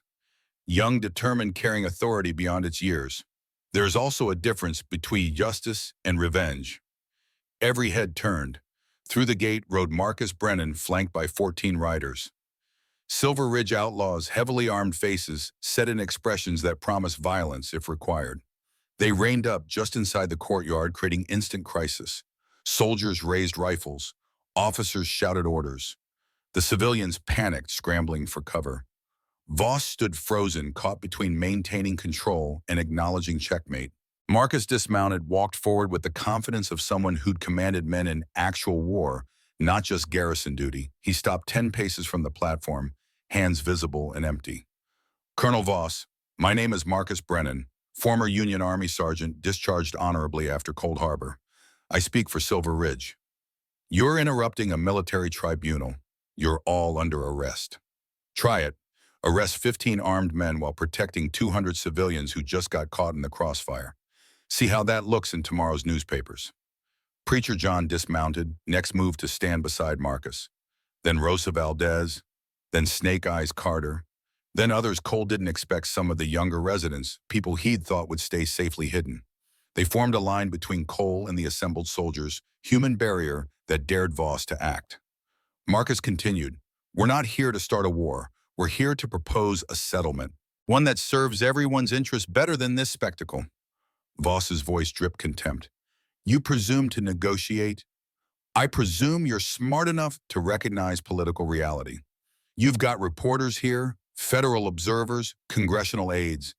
They're watching how you handle this. Storm us with soldiers, people die, your career dies with them. Headlines will scream about massacres and unjust executions. Congress will investigate. You'll be finished.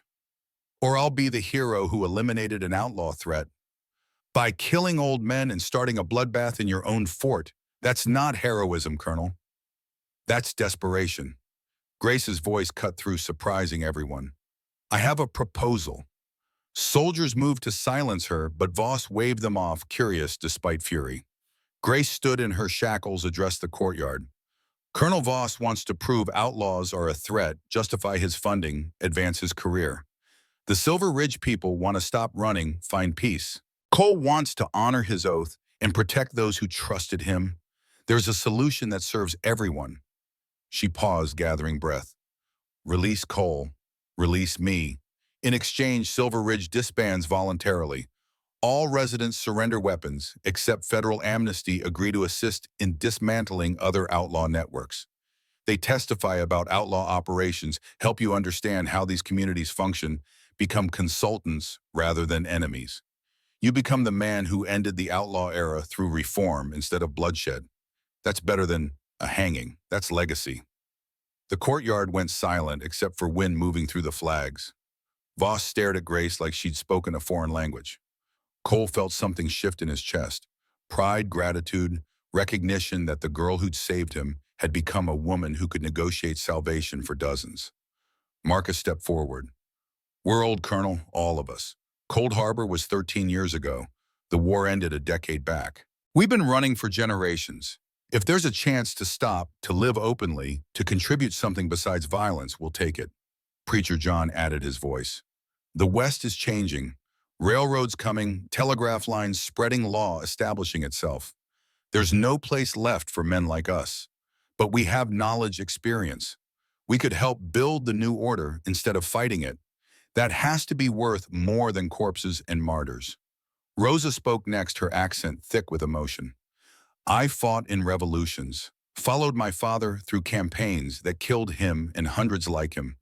Violence breeds violence, Colonel. Someone has to choose to stop the cycle. Let it be us. Let it be now. Voss looked at Lieutenant Barnes, who'd been standing silent throughout. Barnes met his colonel's eyes, spoke quietly. Sir, from a strategic standpoint, amnesty programs are proving effective. Other territories have implemented them successfully. The Budget Committee favors reform over elimination. This proposal serves your stated goals better than execution. You're advising I release a man who's committed 47 murders. I'm advising you transform 47 murders into 47 lessons about what drives people to outlawry and how to prevent it. I'm advising you become the forward-thinking officer who reformed criminals instead of killing them. History remembers reformers more kindly than executioners. Voss's internal calculation played across his face: ambition versus pride, future versus present, legacy versus revenge. Cole watched the colonel wrestle with himself, saw the moment calculation won. Terms, specifically. Marcus had clearly prepared for this. Mackenzie and Crawford released immediately. All Silver Ridge residents surrender weapons today. Washai every gun and blade. We provide testimony about outlaw operations networks, safe houses. We accept federal oversight, regular check-ins with territorial marshals. Anyone who violates terms faces immediate arrest with no amnesty protection. We help build the law instead of hiding from it.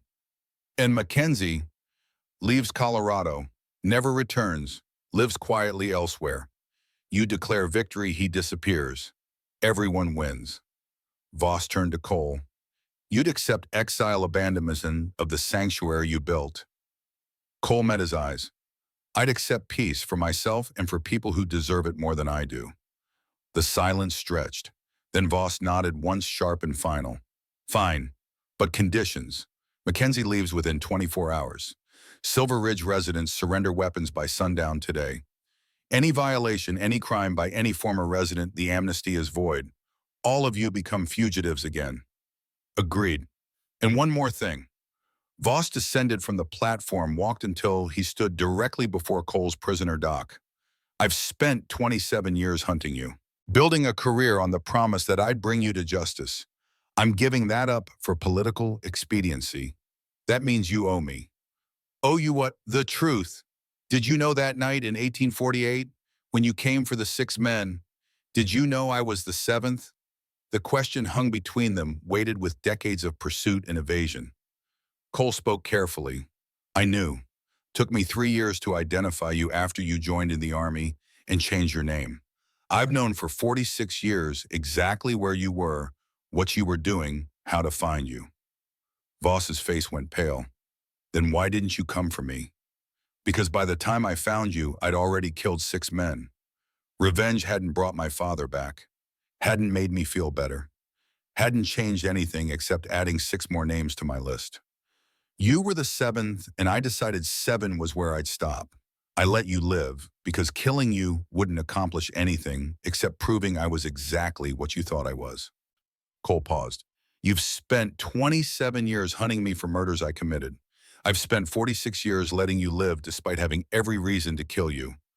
Which of us showed more strength, Harrison? Something crumbled in Voss's expression. Not defeat exactly, but realization that victory and vindication weren't synonymous.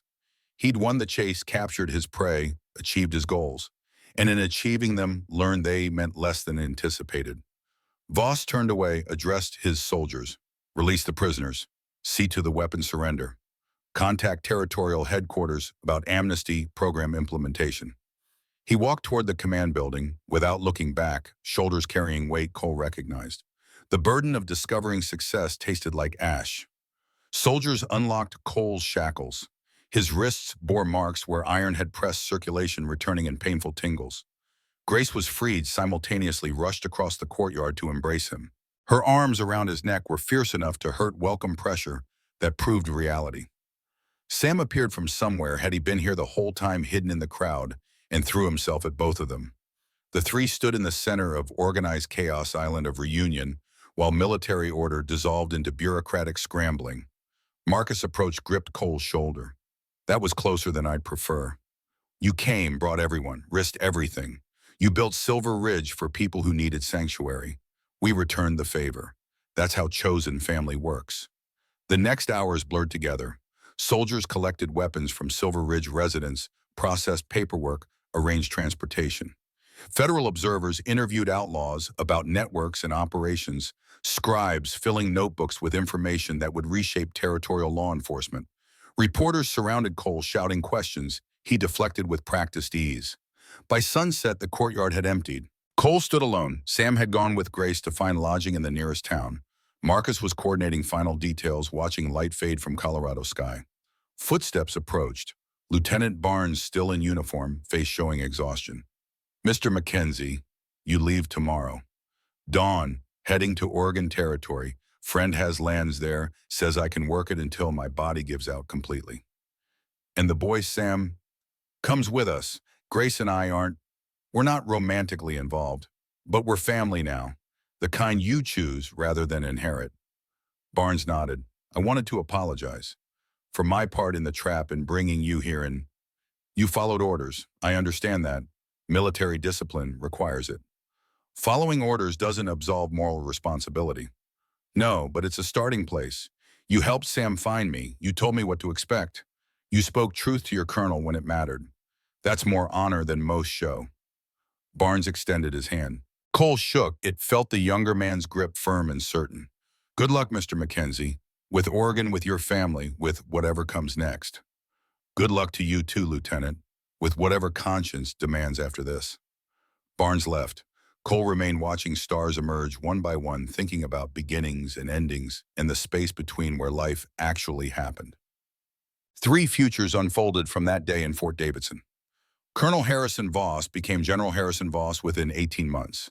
His amnesty program was hailed as innovative. His testimony before Congress secured increased funding. His career trajectory pointed toward command of entire territorial operations. He acquired wealth, power, respect. Built a mansion in Denver, married a governor's daughter, had 2 children he barely knew. Late at night alone in his study, he kept a newspaper clipping from the Tribunal. Not about his success, about Captain Morris's testimony about an outlaw having more honor than federal soldiers. The clipping yellowed over years, paper fragile from repeated handling. He never showed it to anyone, never explained why he kept it, just read it sometimes when whiskey made honesty possible and wondered what he'd traded his soul for. The Silver Ridge outlaws dispersed to new lives. Marcus Brennan opened a general store in Redemption Creek, married Rosa Valdez in a ceremony that scandalized locals and delighted everyone involved. He taught military history at the schoolhouse, transformed 4 decades of warfare into lessons about why violence solved nothing. Preacher John took over an actual church, small congregation of miners and farmers who didn't care about his past. His sermons focused on redemption and second chances delivered with authority born from experience. Snake Eyes Carter ran a saloon with legal gambling, still cheated, but now called it House Advantage, and everyone laughed about it. Some former residents struggled, returned to crime, faced consequences without amnesty protection. But most found something they'd been seeking their whole lives, a place to belong without hiding. Cole Mackenzie, Grace Crawford, and Sam rode into Oregon Territory on a morning that promised rain but delivered sunshine. The land Marcus's friend owned sprawled across 40 acres of pine forest and meadow cabin, weathered but sound. Cole spent his first week repairing the roof, his left knee complaining about every climb up the ladder. Grace established a medical practice, word spreading that a real doctor had arrived, patients appearing within days. Sam attended school, learned to shoot under Cole's careful instruction, but also learned farming, carpentry, healing. They built something together, not romantic love between Cole and Grace, but chosen the family forged from obligation, transformed into affection. Cole lived to 74. His knee eventually gave out completely, confining him to a chair on the cabin's porch where he carved wooden toys for children Grace delivered. His hands shook worse each year, arthritis spreading, but he learned to work with the trembling rather than against it. Sam grew into a man who understood that strength meant choosing kindness over violence. Grace aged into herself, gray hair worn like a crown, still fierce, still determined, still seeing worth in broken things others discarded. On a morning in April of 1881, Cole woke knowing this was his last day. The knowledge came without drama. Simple certainty his body had reached its limit. He dressed carefully, walked out to the porch despite pain, sat watching sunrise paint the sky colors that hurt to witness. Sam found him there an hour later, pulse stopped, face peaceful. In his right hand, Cole held the silver bullet that had started everything. In his left hand, a letter he had written overnight. Sam opened it, read, "To whoever finds this, I was Cole Mackenzie. Outlaw, killer, builder, friend. I killed 47 men and regret 39 of them. I built a sanctuary that saved lives but also sheltered people who didn't deserve saving. I kept a promise to a girl who became a woman who taught me that mercy isn't weakness. I'm not asking for forgiveness. I'm not asking to be remembered as anything except what I was, a man who made terrible choices and spent his last years trying to make better ones. The opposite of fear isn't courage. It's understanding. Understanding that people are complicated, that justice and revenge aren't the same, that sometimes keeping your word matters more than staying alive. I kept my word. That's enough." They buried him on a hillside overlooking the meadow, simple marker carved with words, "Sam chose Cole Mackenzie, 1807 to 1881. He kept his word." Grace lived another 12 years, died in her sleep at 67, buried beside Cole because that's where family belonged. Sam inherited the land, raised his own children. They're told them stories about an outlaw who became something better and a grandmother who saved lives without counting cost. Years later in 1893, Sam received a letter from an elderly man in Denver. General Harrison Voss, retired, now dying from consumption. The letter was brief. Crawford, your stepfather once told me that he let me live to prove strength meant restraint. I've spent 30 years trying to understand what he meant. I think I finally do. I achieved everything I wanted. I'm dying alone, respected by no one who knows me, loved by no one at all. Cole Mackenzie died surrounded by family. He chose having earned peace through the hardest route possible. Tell him I understand now. Tell him he was right. HV Sam burned the letter. Some conversations belong to the dead. The West changed. Outlaws became myths. Lawmen became celebrities. The frontier closed, replaced by civilization and order and institutions that promised justice without delivering it. But in Oregon, on a hillside, two graves stood as testimony that honor existed outside the law, that promises mattered more than survival, that sometimes the best thing an old killer could do was choose to be something different. The silver bullet hung in a glass case in Sam's home beside a photograph of Grace at 42 and a worn journal containing 47 names. Visitors asked about them. Sam told the truth, complicated people making hard choices in an unforgiving time, trying their best to be better than their worst moments. It was enough. It had to be.